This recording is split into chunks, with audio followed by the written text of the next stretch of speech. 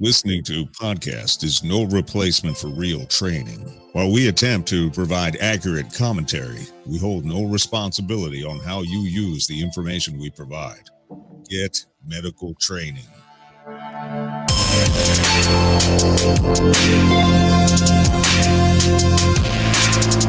In the blink of an eye, everyday order can be replaced with once-in-a-lifetime chaos. Be prepared. This is the Civilian Medical Podcast. Welcome to the Civilian Medical Podcast. This is our coronavirus update 2. My name is Sean. I'm here with my good buddy SkinnyMedic. Dietrich, how are you doing today? Good. How are you, sir? I'm doing wonderful. Feeling better every single day, which is kind of good because I was like, cool, I trained all these years and now I'm just going to die like phase 1. Glad you didn't die off. I mean, I could probably get you replaced, but it might be a hassle to get you replaced. I know.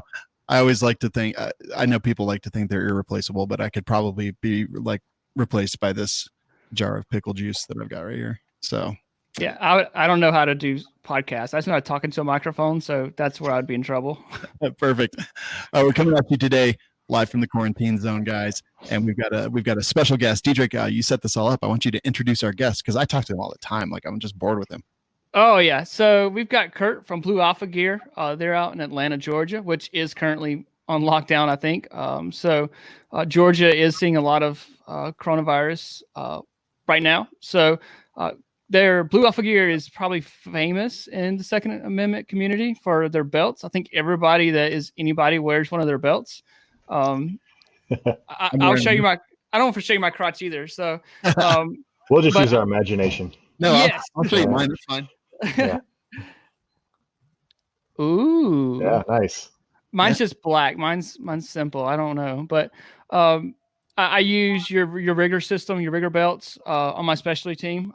So I wear yours EDC. So you guys are huge in the Second Amendment community, the gun community, and so you guys have started a new project because we know that PPE is on shortage right now.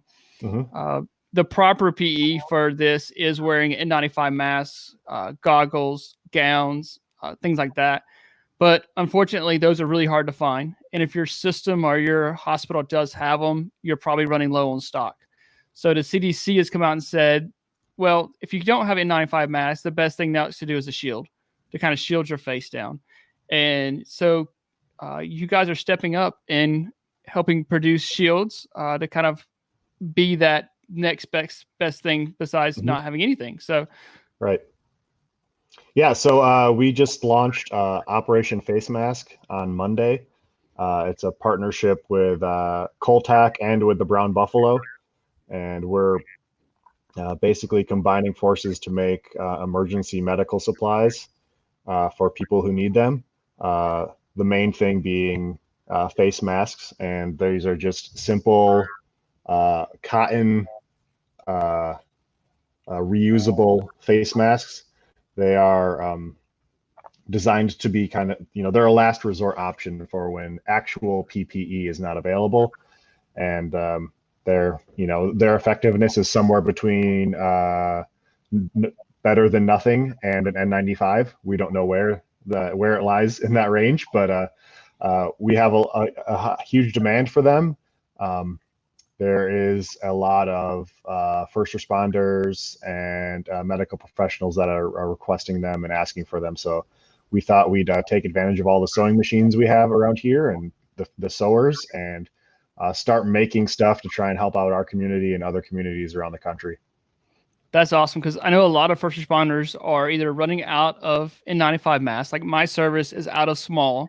Mm-hmm. And they were being required to wear them over and over again. So you get when you start your shift and you wear your same mask over and over again. So It's a huge problem. We're seeing in the news every single night. When Trump does his updates, he's talking about N95 masks, a shortage, things like that. So I think this is awesome. Like you said, it's better than nothing. But it's something that needs to be filled right now. Yeah.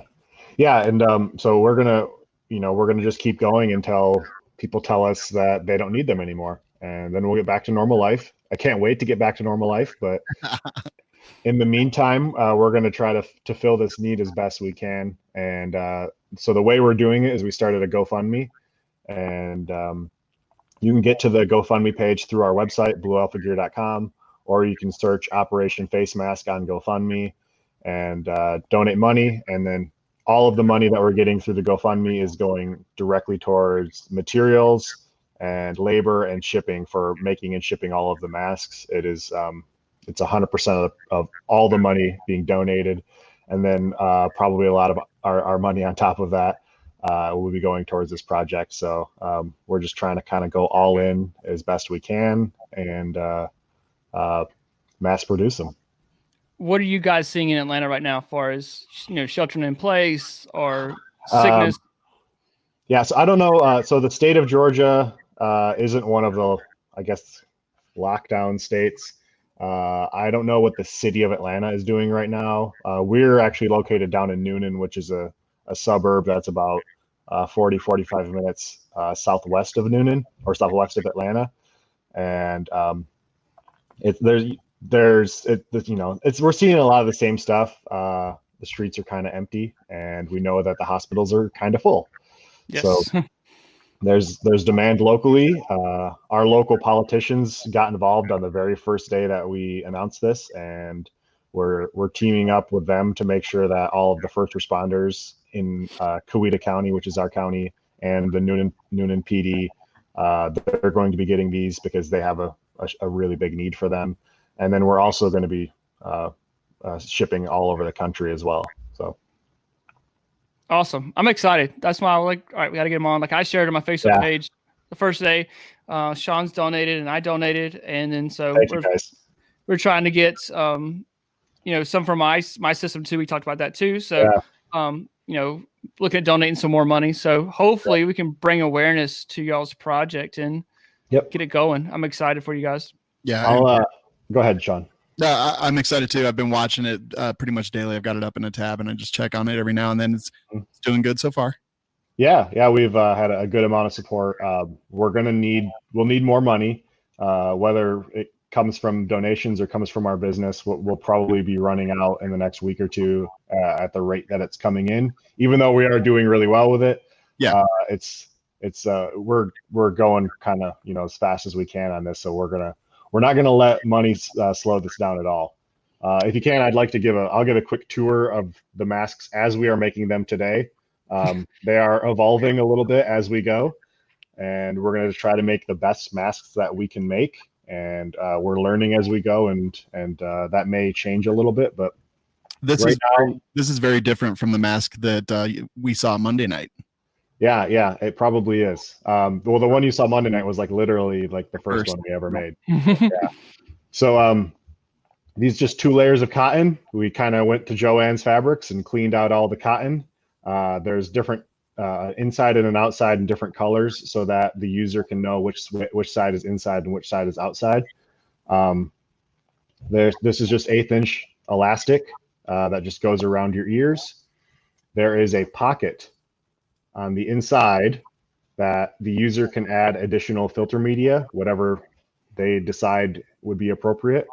They're reusable, and as long as the users are able to resanitize them, they can re-sterilize them. They'll be able to keep reusing them, which is actually pretty great because it means that a little will go a lot further because of that.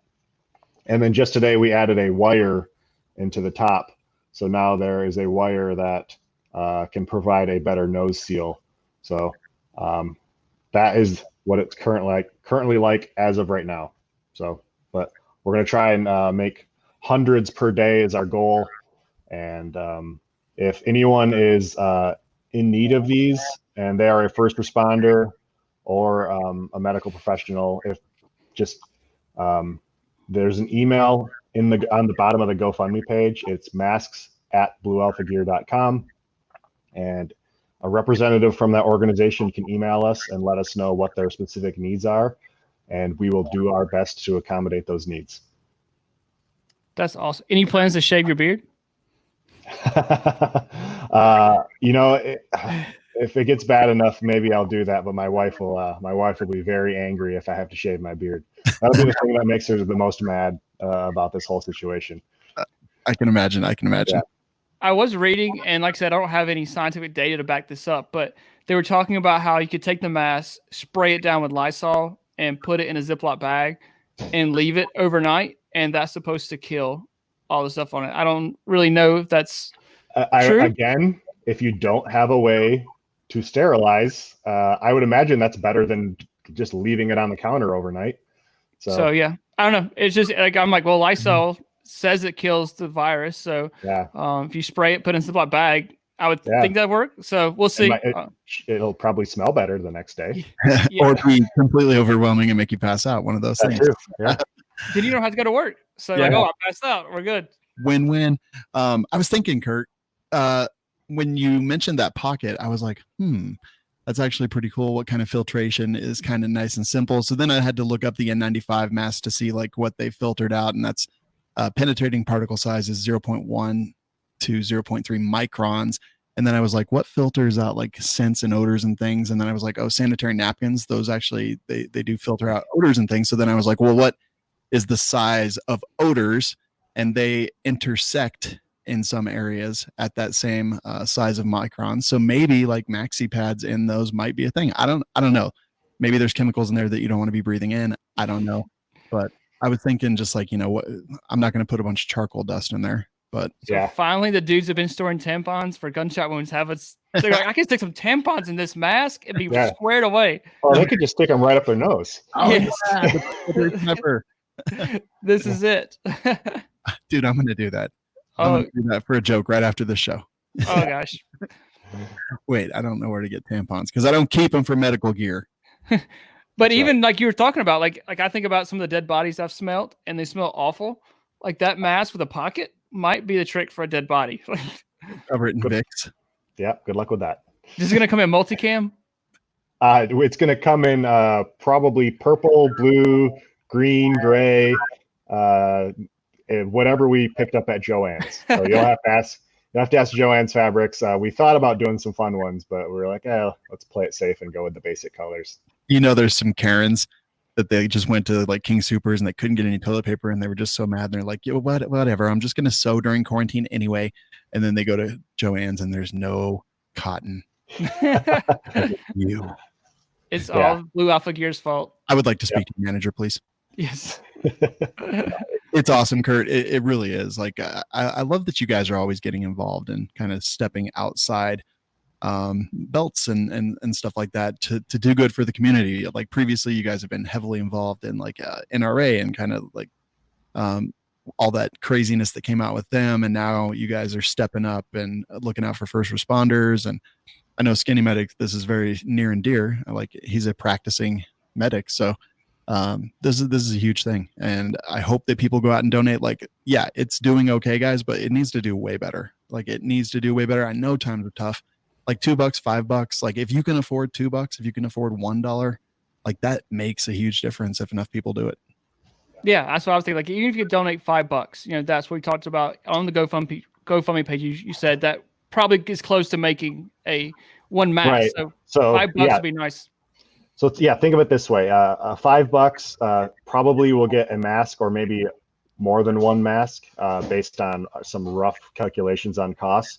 But it's reusable, so it could be one mask for one person for many days. That could be, make a big difference. So yeah, and if people are out there can think of like normal household products that might have a similar filtration value to an N95, I mean, even Kleenex or toilet paper is special as toilet paper is right now.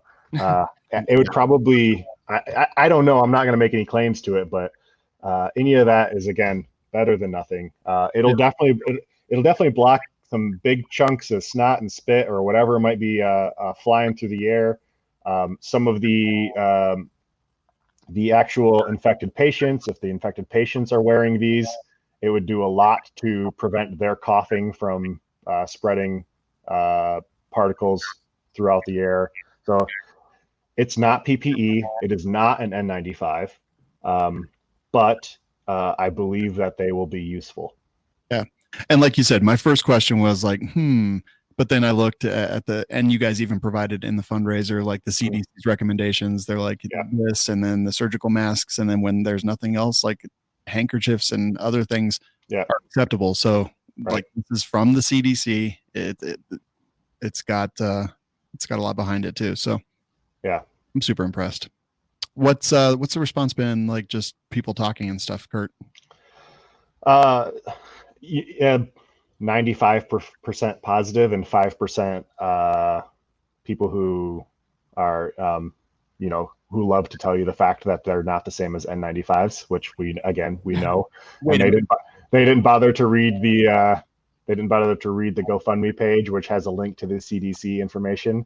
Wait, this is a sham. I thought these were like N100 masks. Yeah, and they clearly are ignoring the high demand from medical professionals. And I a few of them that were really stubborn about it. I'm like, do you want to call all the people that are contacting us and tell them they're wrong? Like, because, you should do that because you saw something on the internet that said something, so you know better than them. But, those guys are annoying, but it's been overwhelmingly positive, and we've been really appreciating the support. And if people aren't able to donate any money, share it on Facebook, tell your friends, or find an organization in your community that is in need, and make them aware of this project. Yeah, completely agree. And you said there's an email address on the fundraiser that people can get involved, or people can request for their departments and their communities and whatnot. Yep. It's masks@bluealphagear.com, and that email address is inside the GoFundMe page. Very cool. How's Cole-TAC, different part of the country? Like they're obviously operating and definitely doing this with you. What's their response been? Like, how are they doing with it? Good. So Dustin from Cole-TAC and Jesse and I from Blue Alpha Gear, we go back a long time, and we're sewing industry buddies. He's like one of our best friends. And it's funny that we both started a project on our own separately from each other, like on the exact same day. And then eventually started talking to each other, and then, decided to kind of pool our effort and try to find ways to make these as efficient as possible. So we're just communicating with each other on design. There's some materials getting shipped back and forth between us. And yeah, they're seeing the same. They're seeing a big need as well. They're doing some gowns and other things like that on top, outside of masks. But yeah, we're all just doing our best to figure this out. And then we've got our friends at the Brown Buffalo, they are like a high-end bag making company out in Southern California. And they're working on setting up some more mass production style manufacturing. So we're excited about that because the cost per unit could potentially go down if we can get that up and running. Very cool. Didn't Jesse go there for like a backpack making class or something? Yeah, he did. And that's actually, we've been friends with him ever since. So he went to a backpack making class, and we've been like super good friends, and we talk all the time since then. So when's the Blue Alpha Gear backpack coming out? Yeah, I don't know. Anytime I think that we're gonna have free time anytime soon, something crazy happens, and we're currently in the middle of that crazy. We could build a medical backpack. Like, I've got so many ideas you could build. Well, yes, that may be something we've discussed. So for anyone out there who's looking for filtration to like put into that pocket of their masks, I would like to suggest that my underwear, available $500 per pair. Oh, no, it's fine. They were washed a couple months ago. I was gonna say they're big enough for a couple masks, probably. Oh, if we can reuse a mask, we can reuse my drawers. Yeah. You know what I'm saying? There's diseases on those that'll fight any other disease. No, definitely. You're welcome.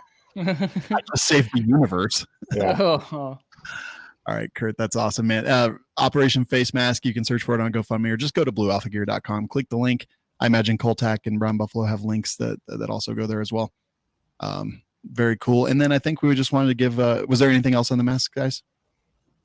We just wanted to do a brief overview of Trump's press conference yesterday. So it looks like at this time, this is from yesterday, U.S. had run 370,000 tests, with 220,000 of them being in the past 8 days. That's the same amount of tests in 8 days as South Korea did in 8 weeks. Still running a backlog of tests, but are nearing a 24-hour cycle between testing and reporting. So this is why we've seen a huge surge the last few days, the last weekish.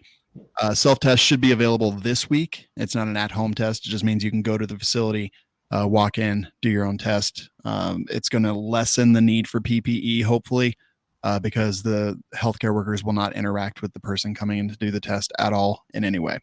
I saw that. That's pretty cool. Yeah. Coronavirus.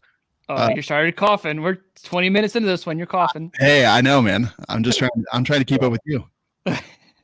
Let's see, clinical trials of certain medications continuing to show promise and being used through compassionate use, which is you're not allowed to prescribe a medicine that's not for a specific thing, but compassionate use is this clause that allows you to do that, I believe, if I'm not misstating that. Mm-hmm. They're looking to reopen some parts of the country by Easter. Sorry. I think I got to wash my computer now. Oh, you're gonna have to. Bleach. They're going to make the decisions based on data and information. Things are going to be a little bit. They're going to play it by ear. They're going to try to be very mobile and quick to make decisions based on the data that we have, and not be like this big huge battleship that has to turn and takes like 3 hours to turn every time. So, and then China's all clear, right? Is that what I saw? I believe so. But then again, can you trust what they say there? That's true. Yeah, they kind of got us into this mess. They're gonna have to pay at some point. FEMA, by order of the feds, are providing states with 8 million N95, 14 million surgical masks, 2.4 million, and it's not even going to near be enough. They're going to the areas of greatest need first. They're not using the Defense Production Act because there's enough companies that are volunteering to do it. And he says he's got people coming every single day volunteering to do stuff. So no need to have the government enforce it and force people to do things when there's so many volunteers already. New York, very serious. 1 in 1,000 people are infected right now. The majority of cases and death in the U.S. continue to come out of New York's metropolitan area. The Army Corps of Engineers and National Guard are building 4 hospitals and 4 separate medical facilities in the state. Anyone who's recently been in New York City should self-isolate for 14 days from the date they left. That's kind of crazy. So China did it like overnight, right? They put up like new hospitals. So, all right, Army Corps of Engineers, let's see what you got. And then stimulus package, a $6 trillion package, including $2 trillion in direct funds to the citizens and $4 trillion in Federal Reserve lending and sick pay. I think that's just about it. The Dow surged yesterday on the word that the relief package would pass. I don't know what it did after that, but I think that's about the update. I haven't seen anything new to go after our show on Monday. I did see some research. The WHO has backed off of the ibuprofen thing. They say that there's no real concrete data on that, so take that for what it's worth. I just wanted to provide that counter argument to something that I had speculated on Monday. I think that's just about it as far as the updates go. I haven't really seen much else. It's a crazy time to be alive. Colorado Springs, man, I'm literally looking in the parking lot and 2 people are walking right next to each other right now. Like, I don't think they're taking it seriously here. I would suspect that Colorado Springs is going to be a hotbed pretty soon because the grocery stores are still all packed. I still see tons of traffic on the roads. Where I'm seeing my friends and stuff, they're like posting pictures of busy metropolitan areas and there's like no traffic whatsoever. Also, there is, I saw an article that said doctors were baffled by the surprising lack of COVID-19 in rural areas. Or they've been practicing for this forever. Like, right, yeah. This is where you are. This is I'm in rural America. So I did laugh. Like, I just came from my local gun shop and it was standing room only. And I was like, oh, so much for only 3 people. But yeah, rural America, I think is kind of like, we're fine. Like, we have food, water, we have everything on our property that we really need. So we don't have to leave if we don't want to. But I think those major cities, you're still going to see it, like Atlanta, New York. I think Washington's starting to come out of it. It's like Seattle's starting to, but because they were kind of the first ones to get it in the United States. So they're starting to come on the other end of it. But I think you're going to see it some more. The Surgeon General saw this week was going to be the week we're going to see it the most, I think, like, as more tests come available, things like that. So it'll be interesting to see what happens over the weekend. Yeah, absolutely. So just to wrap up one more time, Operation Face Mask all over the place. Go donate, guys. Like, if you see that number growing, great.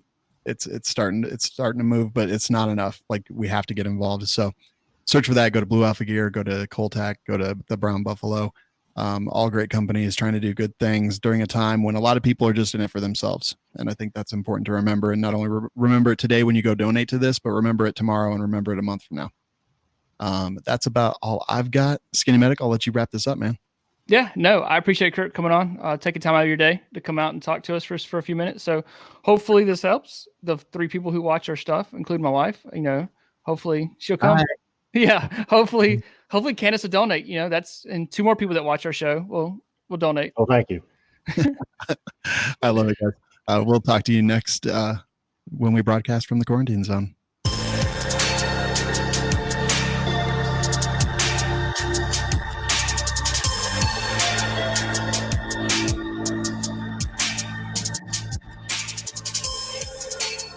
Find us and subscribe at civmedical.com.